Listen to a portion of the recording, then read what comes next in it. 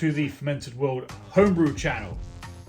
We're looking in on the Double Entendre, or Belgian Double, or Trappist Ale. Now this is just finished, and it's finished at 8.4%. Doubles, or Belgian doubles, generally quite strong. Trappist, again, generally quite strong. It's around about where I wanted it, a little bit higher. I wanted it about 8, but got 8.4. We're gonna give it a taste. We're gonna get it bottled, and I'm gonna tell you what I think of it off the bat before it's carbonated and checked. Patwang. So just in case for whatever reason, oh god, it smells lovely. That has got a deep, deep malty smell. I like it. I'm going to pop that in there just in case we do need to recover this back up. It went down to 1.009, so a little bit on the drier end of things, but again, you know, it is what it is. They are what they are. They turn out how they turn out. So as long as they taste good, that is all I'm really bothered about.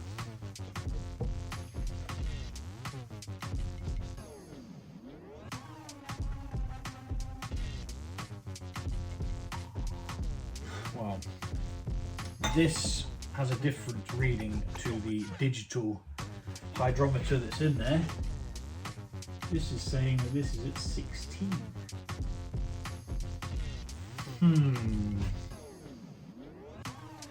Although they were exactly the same when they started. So I wonder. I'm just trying to disperse some of the bubbles in there to see whether that's making it bob up a little bit more. Because it does seem quite lively. I mean, even here, we've still got definite signs of fermentation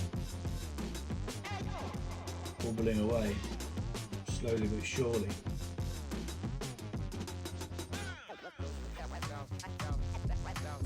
Yeah, still showing 16.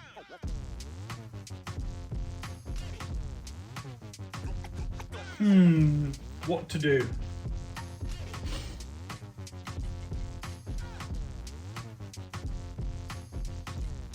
Let's have a taste. I think I'm just going to bottle it. I mean, it's quite cloudy. But again, isn't this supposed to be cloudy? I think I've had some Belgian style beers that were cloudy.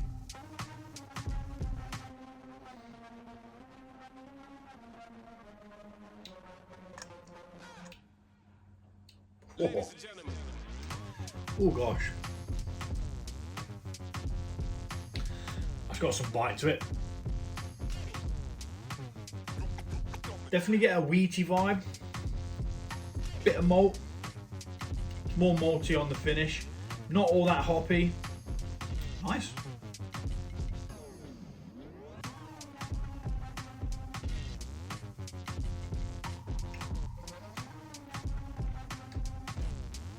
Definitely strong. Yeah, I'm going to bottle this. I think that's where I'm at. I'm annoyed that they're not the same. I'm not sure why they're not the same, because they should be the same. But one said it was 9 and the other said it was 16. So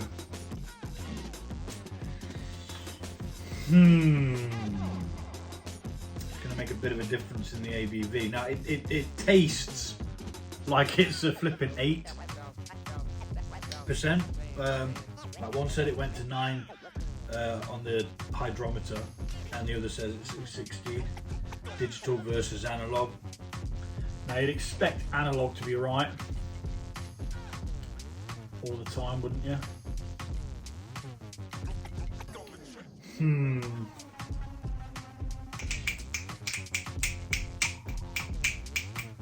We're just going to bottle it, sod it. it's been going for 8 days now, so yeah, I'm going to bottle it. And we'll see what happens. Whatever happens, happens. If it hasn't quite finished, the lesson will be learned when all the bottles are exploding. So, I'm not going to bore you with the bottling. It's literally, I'm going to bottle it and I'm going to prime it. And it's going to sit in here for a week while it carbonates. And then it's going to go into the store for 3 weeks. 2 to 3 weeks. I've had mixed results whilst using spray malt to carbonate with.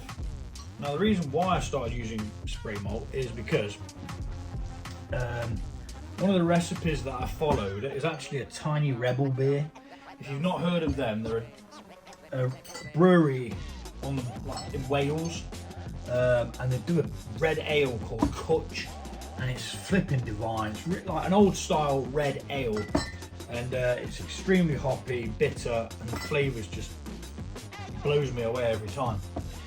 So I used the spray malt for that. Got a really good carbonation with every single bottle. But then the next beer that I did, which was, let me think now,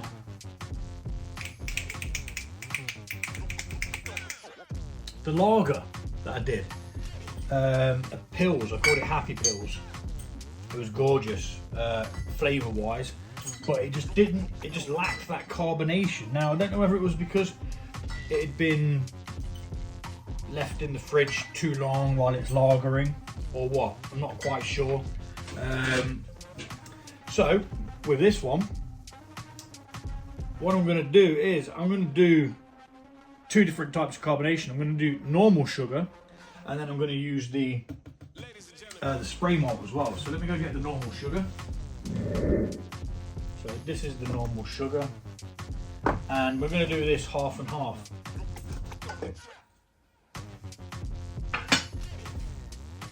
So we need 1 teaspoon of each, and we're just going to do this.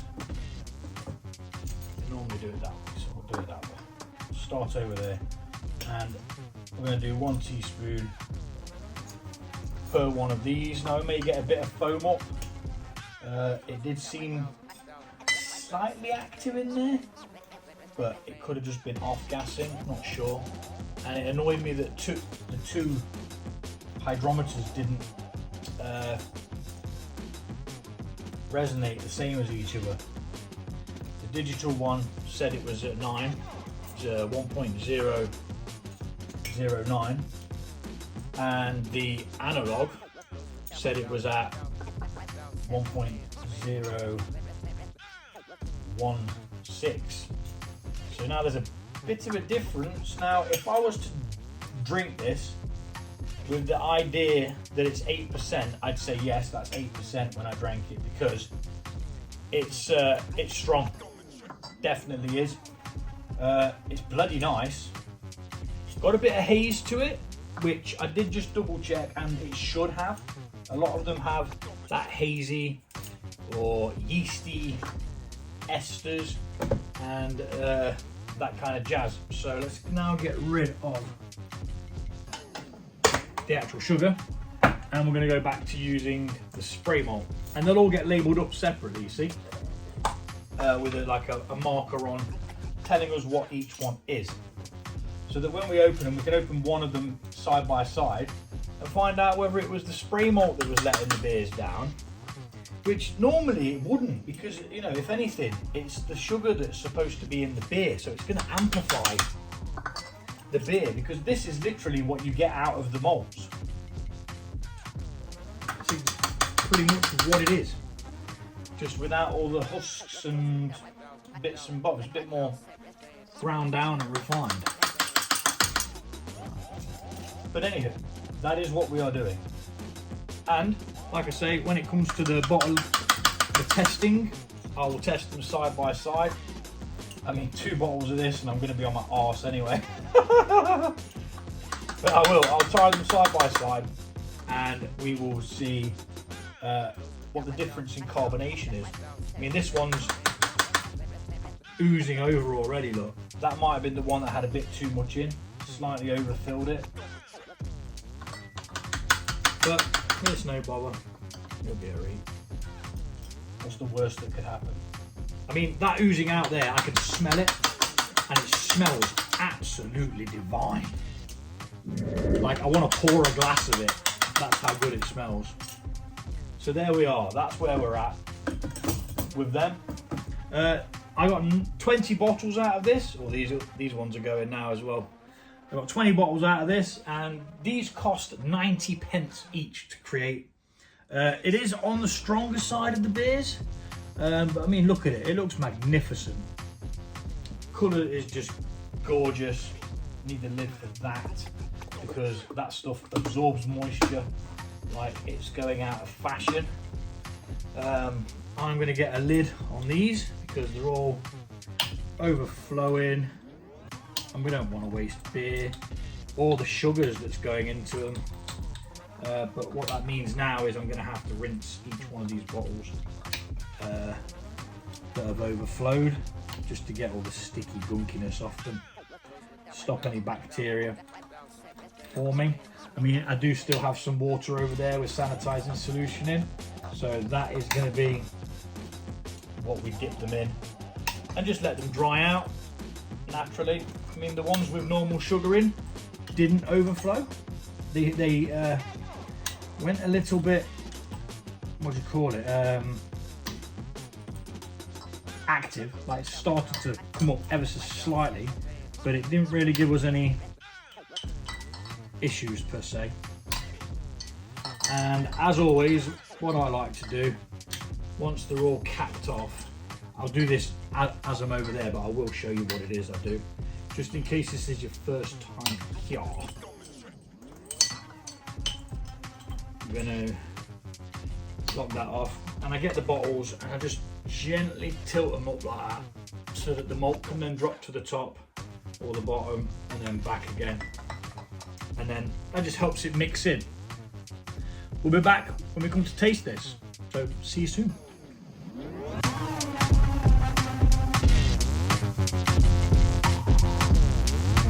Quick carbonation test. So I wanted to see whether there was any difference in the one that had the spray malt and the one that had the sugar. Hopefully I'll be able to just add this on to the bottling video, but I always test one before I send it off to a cooler environment in the utility room, where it will then sit for 2 or 3 weeks and mature. Now, the analogue hydrometer, which is the standard glass hydrometer, that said that this was 1.016. Now, the reading on the digital one that was sat in the fermentation, that said 1.009.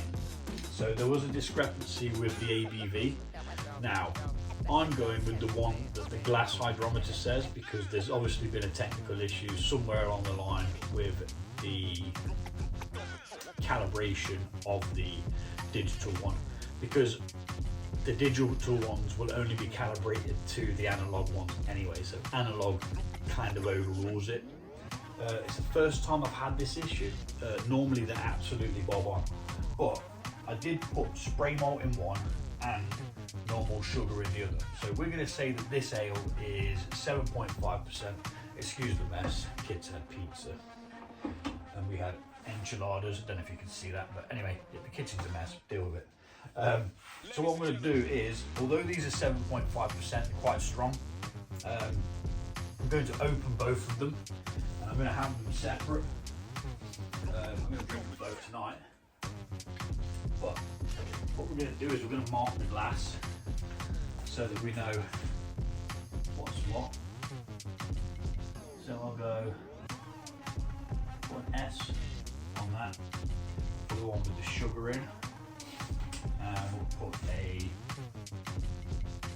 SP on that for for the one that's got spray malt in. So, now 16 as a finishing, it seems quite high, but this has brewed for, I think 8 days it was brewing for. So after 8 days it should be ready, although there was a hell of a lot of sugars to consume.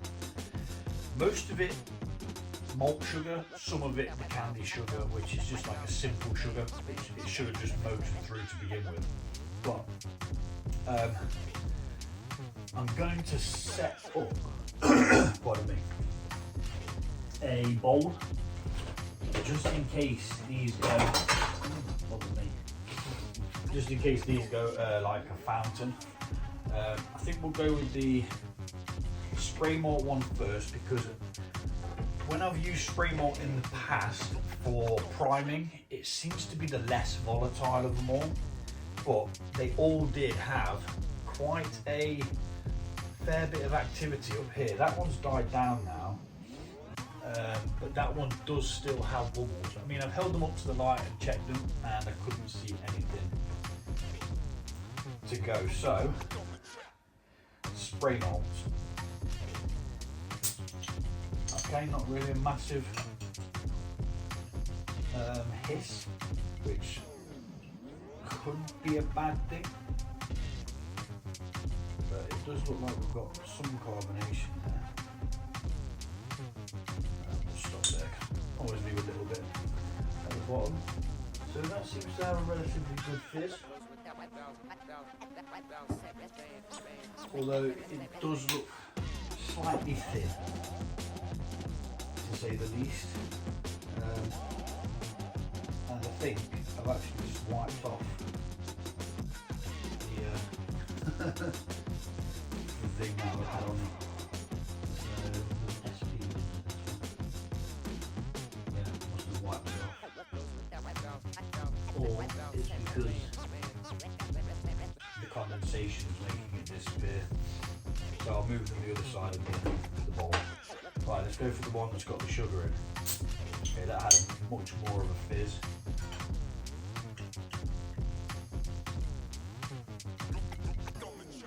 Straight away looking at it, it does look a lot more carbonated.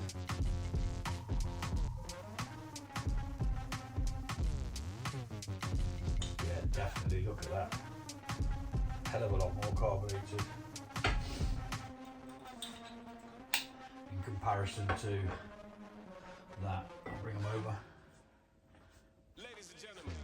So it does look like your table sugar is the winner. Although this one will add a slight bit of body to it because of the extra malt that's going into it. It's going to give it a little bit more flavour. But let's have a little sip and see what we think. I mean, it smells wonderful, to be honest.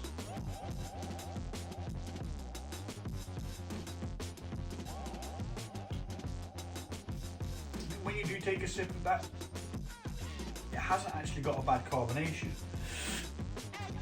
but there's no head to speak of. It went thin very quickly. I mean, looking at it, there is plenty of fizz. There's definitely quite a bit of alcohol in that. You can taste it straight away. It's got a bit of an oomph. So let's give this one a go.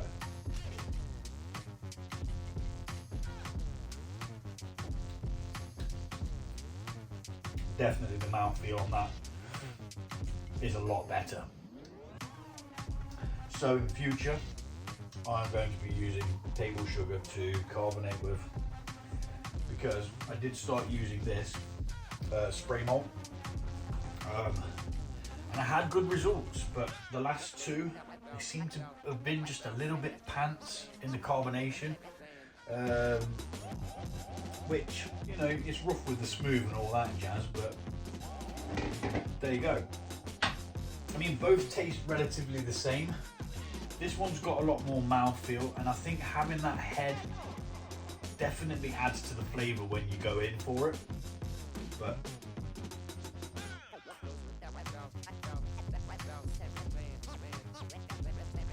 as where that one doesn't, that's actually decreasing in carbonation as well. So I would definitely recommend, it's still got the head on it now, look. I would definitely recommend using table sugar or brewing sugar. Brewing sugar might have the same effect.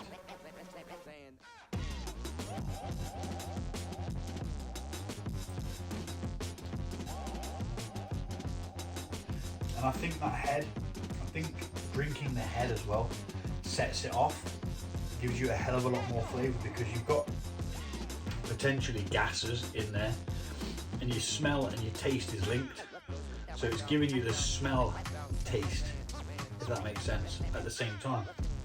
So yeah, definitely sold on the table sugar. But yeah, that was just a little quick experiment to see what was cracking on with these. They're exactly the same beer.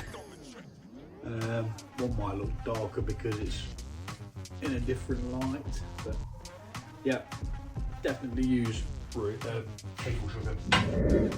I've got 2 bloody beers to drink now that are extremely strong. Woohoo!